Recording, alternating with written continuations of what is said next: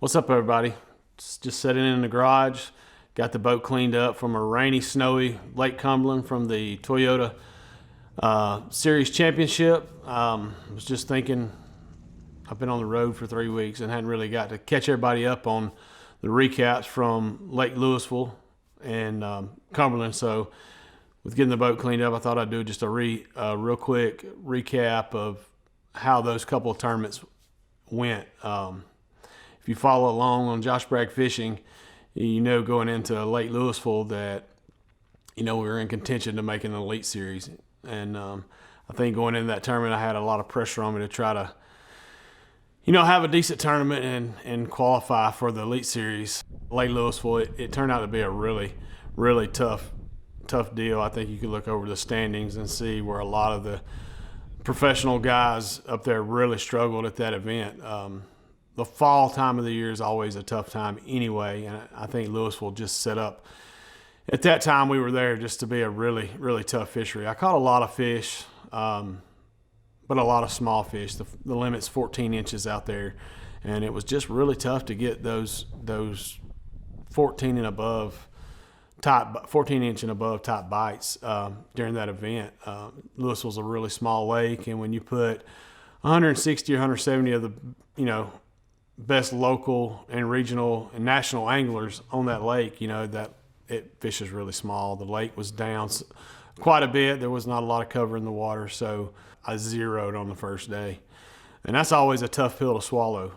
When you're fishing the opens, you need, with the 4 events, you need 8 days of really consistent days. Rolled into day 2 and had a pretty good comeback day.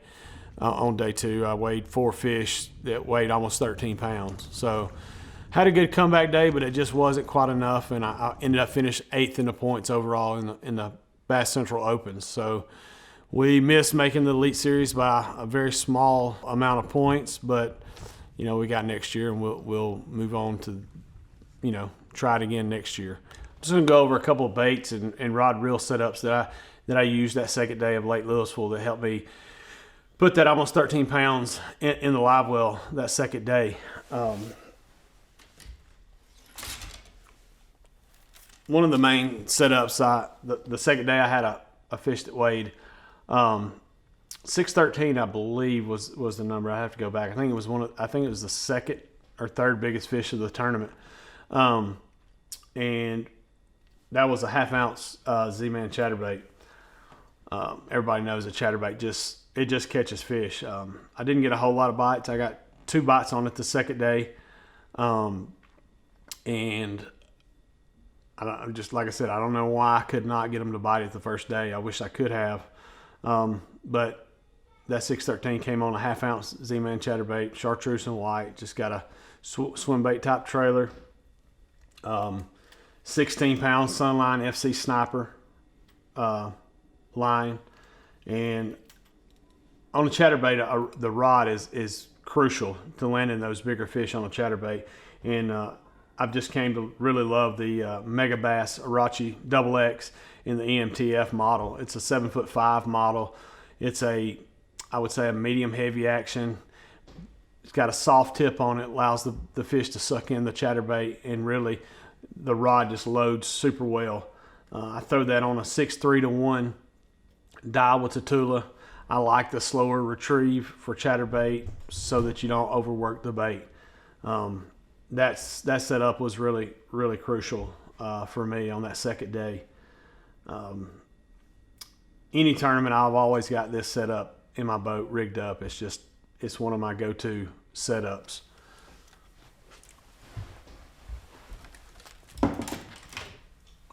Also mixed in during the tournament, caught quite a few fish on it throughout practice in the tournament, is the new Mega Bass Z-Crank bait. It's a new small profile bait. It dives down to 6 to 8 feet. It's just a small profile. I believe in the fall the shad and bait fish are on the small size during the fall, so it just matched the hatch really well. And I threw that on the Destroyer, Mega Bass Destroyer 110 special rod. It was designed for a jerkbait for sure, but it's really versatile and for smaller crankbaits up to a square bill crankbait as well as the jerkbait. And I throw that on a 6-3-1 Shimano reel and 12-pound Sunline FC Sniper line. It's just it just performed for me.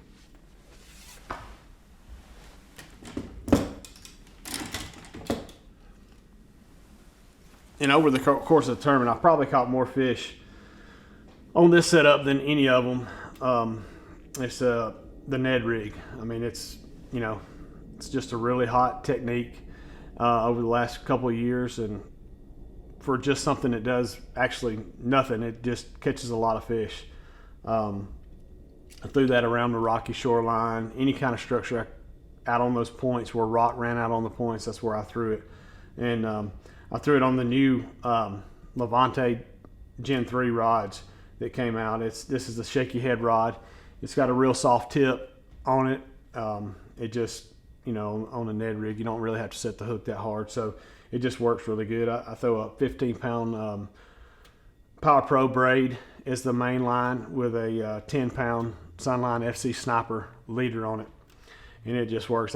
The last day, I think I caught my second biggest fish on that was a 4-pounder on that. So I also used a Carolina rig some in the tournament. You'll see in some of the GoPro footage where I caught quite a few fish on the Carolina rig, but I just never could get a big bite out there. So yeah, that's kind of some of the rod reel bait setup that I used. So we'll move right into Lake Cumberland. Freezing, crazy weather, snow, sleet, rain, 30, 40 mile an hour winds. Just a crazy, crazy tournament. Lake Cumberland is known for their smallmouth. And Lake Cumberland is a huge lake. I mean, it's hard to break down. And in that tournament, they only allowed us 4 days of practice before the tournament. So I'd never been there before. The first day I practiced, the wind blew 30 miles an hour. So navigating around a big lake like that and had never been there, it kind of made it challenging trying to break the lake down and figure out kind of what stage the fish were in. I knew going up there, the fishing had somewhat been kind of tough. The lake water temperature hadn't cooled off enough. We just had some unseasonably warm weather in that region of the country, and the water temperature for this time of year hadn't dropped to where it needed to be to really activate that fall winter transition that happens there on Lake Cumberland and really gets those big smallmouth to biting. And when practice started, you could tell right away. I mean, Cumberland is known for a crankbait bite. Everybody that goes there in the fall winter, it's just known for the crankbait bite, the Spro rock crawlers, the wiggle warts, that type crankbaits. And I knew after a few hours of the first day of practice, that just didn't seem to be the deal. Of course, there again, that was my first day to ever be there. I wasn't sure if I was in the right area of the lake, or there's so many different type rock transitions there on Lake Cumberland. You got to try to kind of narrow that down and kind of figure out what type transitions there that those smallmouth are set up on. There was still a lot of bait out in the main river, out over 80, 90, 100 foot of water. That type fishing, trying to catch those suspended fish out there under the bait, can be very challenging. So roll on through day two, I started getting a few bites in the very backs of little cuts right off the river, not way back in the creeks, just right off the river. So I kind of got on a little deal with a shaky head Ned rig, and I could get a few bites on a crankbait, but it's still, that crankbait bite wasn't. It just didn't seem like the crankbait bite was the deal. And I got a few bites on the Alabama rig that second day of practice. So the third day of practice, we got 3 inches of snow. The wind blew 30. It would snow, it would rain, so I opted not to practice that day. I know if you guys got out there, man, and it was just brutal conditions. Got back out there on the fourth day of practice, which was Tuesday, and started kind of running what I had figured out on the second day of practice, and really probably had the best day of practice I had. The fish were really active, really biting, catching them on a shaky head Ned rig and an Alabama rig. A few on a crankbait, but there again, I just couldn't get that going. I know a few guys were catching them on it. So with that last day of practice, I probably had 15 or 16 pound of smallmouth. I had one largemouth that would weigh about 3.5 pounds, that last day of practice. So I was pretty excited about going into the first day of the tournament. I thought I had a little something figured out. I knew conditions were changing. I knew the wind was dying down. The first day of the tournament was going to be sunny and calm, and the lake's really clear. So I knew some conditions were going to change a little bit. So the first day of the tournament, I started off on an area that I had a few bites in, and my co-angler caught a 2.5, like his second cast. So I knew there was still some fish in the area, and I just put my head down and fished. Ended up catching, I think 9-12 on the day. No, 10-1. 10-1 is what I caught. 5 for 10-1, which, I wasn't happy with. But I knew it didn't put me out of it.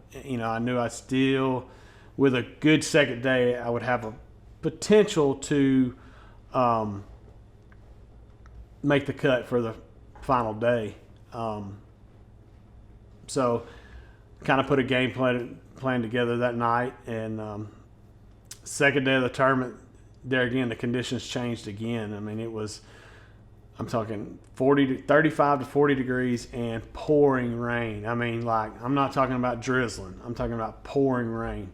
And it was pouring from the time I got up that morning till the time I weighed in that afternoon. So really challenging conditions.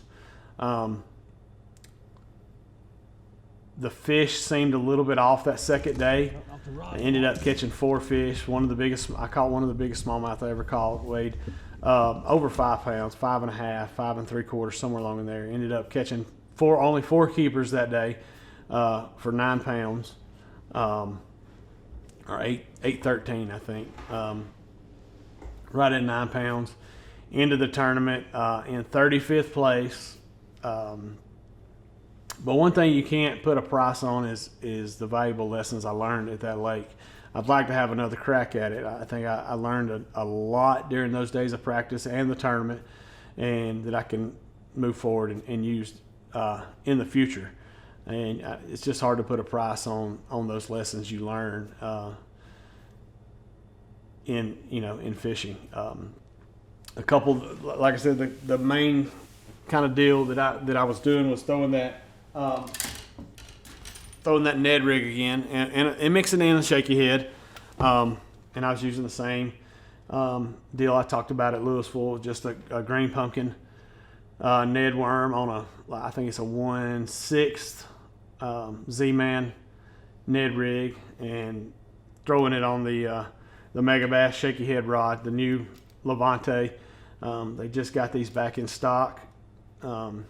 It's just the perfect rod for a shaky head or a Ned rig. The balance, the tip on it, sensitivity, it's unmatched. And I'm throwing that on a 15 pound Power Pro braid main line with a 10 pound Sunline FC Sniper leader. That's what worked. That's what I caught the smallmouth on the 5.5 pound smallmouth on there. So that was that was the main rod and reel that I used during the tournament.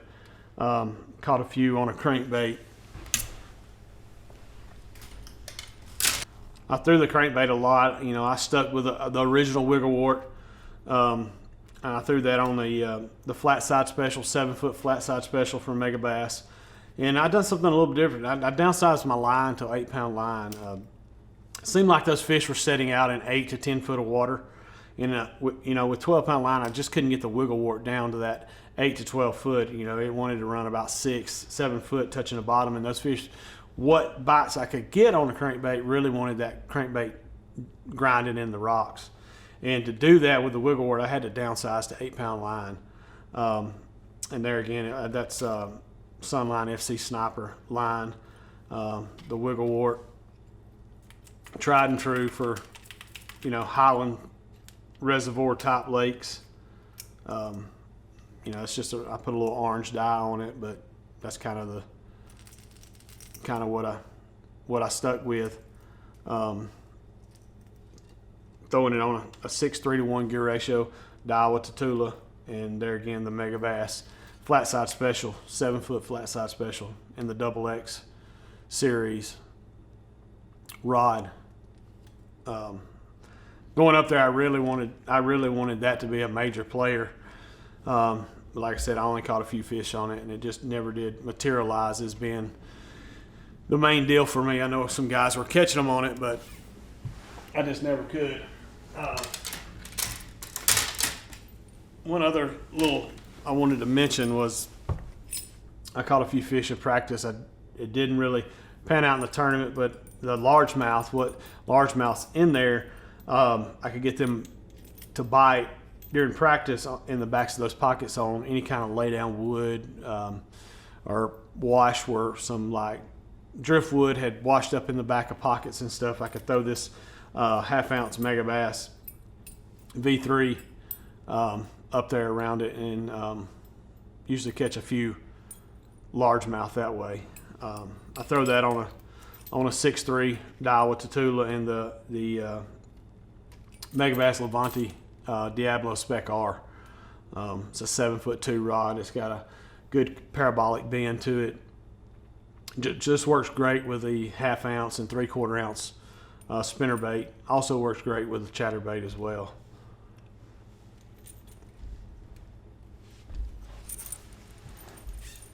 So that was kind of like that was a few of my setups for Lake Cumberland, and like I said, we come out with a 35th place finish, which is not bad. It's a no entry fee tournament. $200,000 was on the line for a no entry fee tournament. You can't beat that. So I was blessed and thankful to even have qualified to be there and have that opportunity. We're looking forward to 2021, where we just paid our deposits to fish the 2021 MLF Tackle Warehouse Pro Circuit. So that's kind of surreal, looking forward to it. I know there's going to be some learning curve there to it, but looking forward to tackling that, fishing against some of the greatest anglers in the world, and traveling to some lakes I've never been to. So just wanted to catch up with you all and give you a rundown of the last couple of weeks at Lewisville and Lake Cumberland, and kind of let you know how I had success on both of those lakes. Stay with us, and we'll catch you in 2021.